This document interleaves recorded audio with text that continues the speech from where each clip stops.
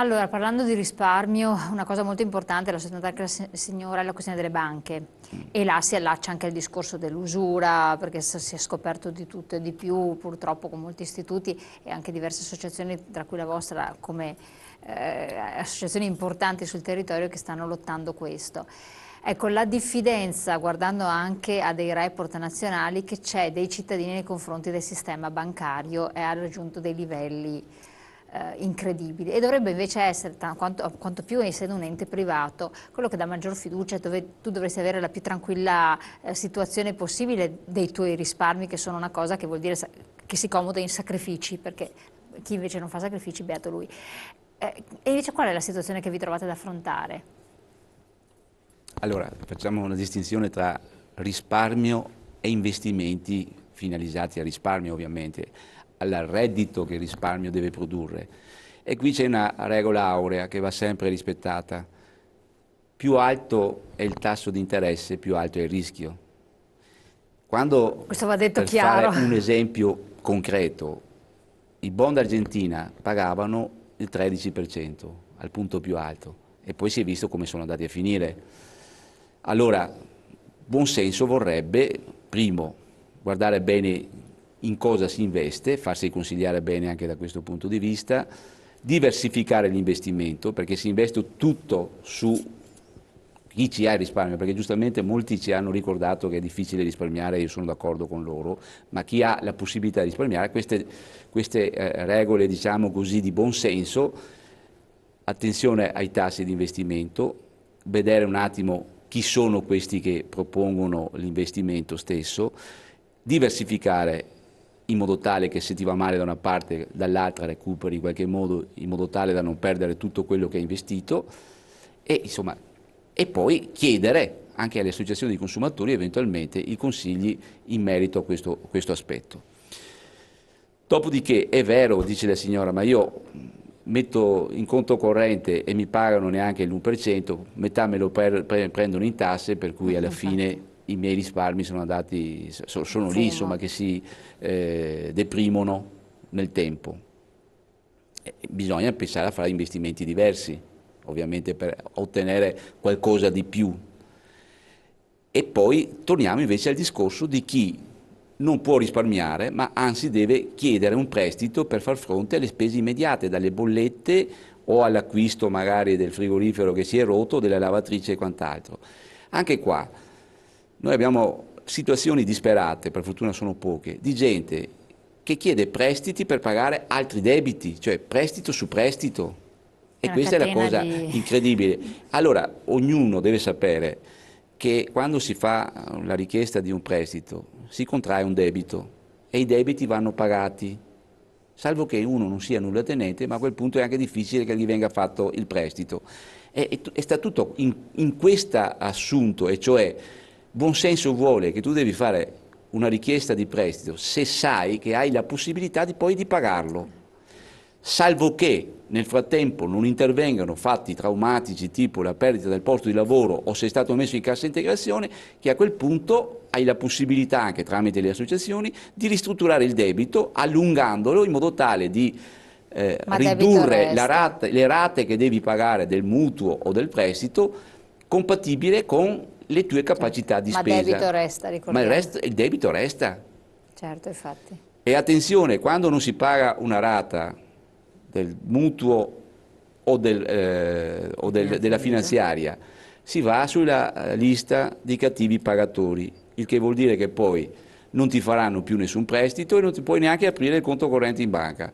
E per cui attenzione, ci vuole prudenza, buonsenso, non ci sono come dire, regole auree, basta avere quel tanto di buonsenso come una volta avevano i nostri vecchi. Sono arrivati diversi messaggi, l'ultimo diceva tra l'altro che le persone comprano ormai tutto quanto con il bancomat, per cui non riescono neanche a gestire, a tenere conto le spese che ci sono. Questo è vero che è un altro problema. Cioè, l'abbiamo già affrontato e l'abbiamo detto, perché è un popolo di risparmiatori come noi il fatto di avere poi sempre il contante a disposizione, perché siamo in coda ai paesi industrializzati sull'utilizzo delle carte di credito e del bancomat, però ci faceva, come posso dire, avevamo immediatamente la percezione di quanto avevamo speso e di quanto dovevano durare quei soldi per arrivare alla fine del mese.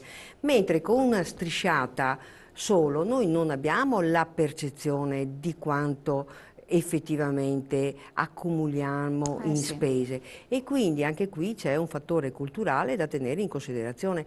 Tra l'altro con la carta di credito il meccanismo è ancora più perverso, perché con la carta di credito il debito che io ho assunto, perché io pago, loro mi danno, come posso dire, un credito che io andrò a saldare il mese successivo, quindi non ho immediatamente la percezione come il bancomat del debito immediato di quello che ho speso, ce l'avrò il mese successivo. Quindi questi sono un po' meccanismi un po' perversi, ma che comunque ci permettono anche, come posso dire, di far fronte ad altri aspetti negativi, cioè il fatto di non essere, come posso dire, derubato, al fatto di, come posso dire, di essere tutelato e non andare in giro con la borsetta piena di soldi se sono un pensionato e quindi una pensionata, e quindi possibilità di truffe, i ladri, eccetera, eccetera.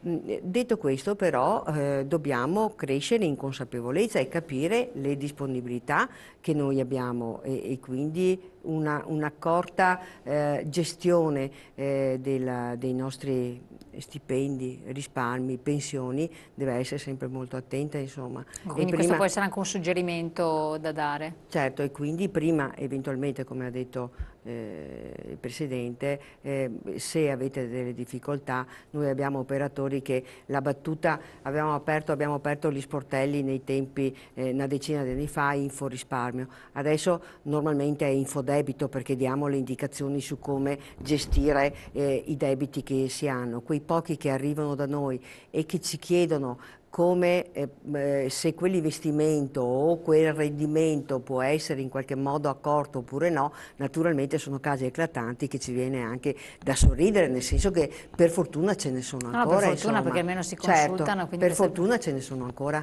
E ecco, siccome siamo verso la chiusura, voglio ricordare che voi, tra l'altro, il punto della situazione, parlando di risparmio, di indebitamento, quindi qual è la situazione di indebitamento delle famiglie, di usura, che bisogna sempre ricordarlo, purtroppo esiste e anche a livelli importanti, e poi quali sono le strategie per garantire i consumatori, quali sono i tipi di tutele, che cosa fare, i consigli, eccetera. Ne parlerete anche in modo approfondito, in modo particolare domani mattina dalle 10 a mezzogiorno e mezza all'una al Parco Hotel Ai Pini in via Miranese 176 a Venezia. Aperto al pubblico questa iniziativa, quindi può essere anche un'occasione per mettersi a contatto con la Federconsumatori, però poi ci sarà anche l'Unione Nazionale Consumatori, la Diconsum della CISL, quindi sono varie associazioni di consumatori che parlano di questi temi importantissimi, un'occasione per essere informati, per avvicinare i responsabili, perché può essere anche questo un modo, e quindi prendere contatto con la consapevolezza di avere delle responsabilità e delle situazioni che si possono risolvere. Questo secondo me è il messaggio fondamentale,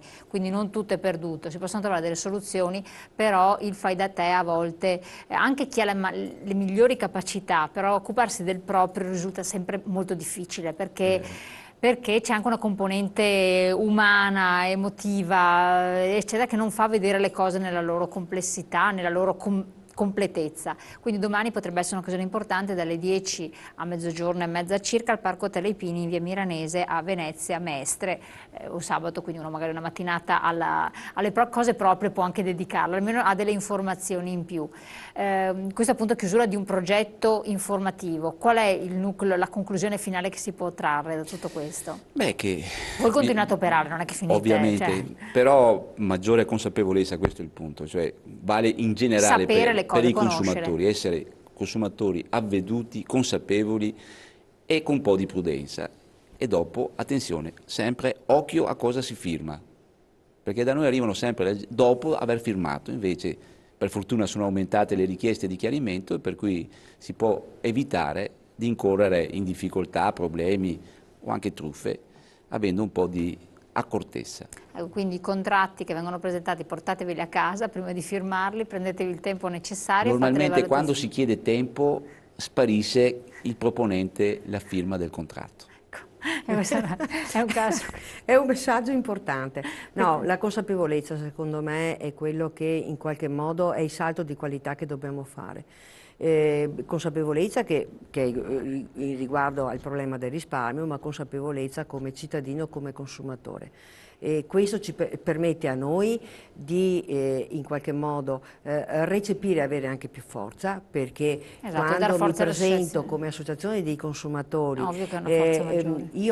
sanno che abbiamo alle spalle sportelli, abbiamo centinaia di pratiche, abbiamo migliaia di cittadini che si rivolgono a noi telefonicamente, via email, allo sportello, e quindi sanno che sempre di più questa immagine e questo ruolo dell'associazionismo del consumo è importante, e quindi fanno molta attenzione, si sono ridimensionati, mettono a disposizione dei percorsi dedicati, e quindi sicuramente anche il cittadino, e anche sulla questione individuale, può avere un riscontro positivo, naturalmente con una forza maggiore, e anche non spendendo migliaia di euro per le cause, gli avvocati, eccetera, eccetera. Chiarissimo, io vi auguro buon lavoro. Stato Italiano, qua l'Associazione dei Delinquere, siamo al firmware della democrazia, insomma stanno arrivando tantissimi messaggi di vario genere, le problematiche sappiamo che sono tantissime, magari ne affronteremo anche in altri capitoli dedicati